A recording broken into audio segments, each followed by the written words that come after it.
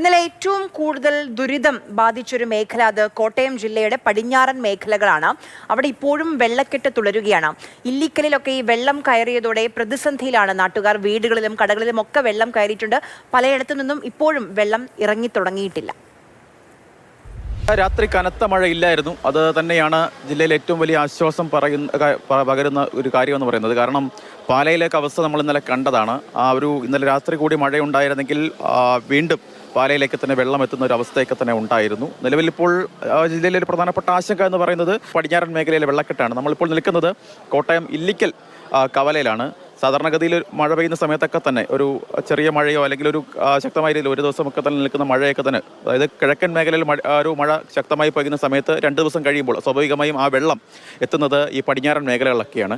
അങ്ങനെ വലിയ രീതിയിൽ ബുദ്ധിമുട്ടുണ്ടാകുന്ന മേഖലകളാണ് ഈ പറയുന്ന തിരുവാർപ്പ്, നമ്മളിപ്പോൾ നിൽക്കുന്ന ഇല്ലിക്കൽ, കുമരകം ഉൾപ്പെടെയുള്ള പ്രദേശങ്ങൾ എന്ന് പറയുന്നത്. അവരെയൊക്കെ തന്നെ സ്വാഭാവികമായും ഇത് ബാധിച്ചിട്ടുണ്ട്. ഈ വെള്ളക്കെട്ട് അതിരൂക്ഷമായി തന്നെ ബാധിച്ചിട്ടുണ്ട് എന്ന് തന്നെ പറയേണ്ടി വരും. വെള്ളം കൂടുതൽ ഇന്നലെ വൈകിട്ടാണ് കയറിയിരിക്കുന്നത്. കണ്ടമാനമായിട്ട് തിരുവാർപ്പ്, കുമരം, ചങ്ങളം ഈ ഭാഗങ്ങളിലെല്ലാം ഭയങ്കര മഴയാണ്.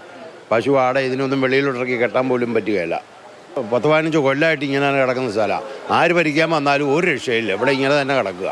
ഇവിടുത്തെ ഏറ്റവും വലിയ വിഷയം എന്ന് പറഞ്ഞാൽ പടിഞ്ഞാറൻ പ്രദേശത്ത് അനധികൃതമായിട്ട് എല്ലായിടവും ഷട്ടർ. ഇപ്പോൾ ഇവിടെ നിന്ന് ഇങ്ങോട്ട് വരുമ്പോൾ ആലുമൂട് ഷട്ടർ, ഇല്ലിക്ക പാലത്തിങ്ക ഷട്ടർ, നിരവധി ഷട്ടറുകൾ ഇട്ടിരിക്കുകയാണ്. ഈ ഷട്ടറുകൾ ഇട്ടിരിക്കുന്നത് കൊണ്ട് വെള്ളം പല രീതിയിലോട്ട് പോകണില്ല.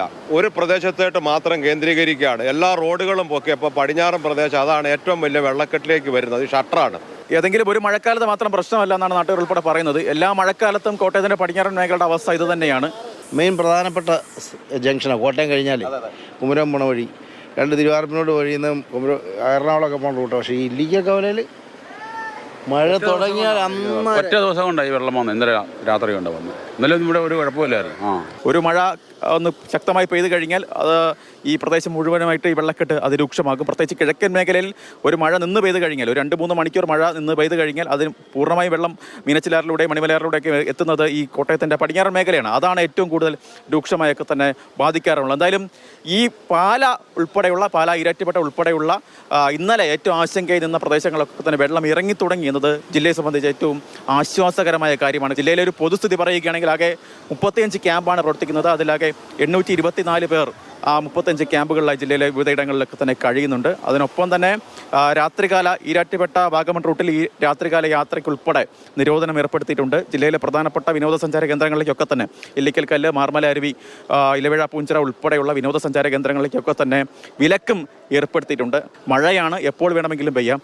ആ തരത്തിലുള്ള ജാഗ്രത എല്ലാവരും പാലിക്കേണ്ടതായിട്ടുമുണ്ട്.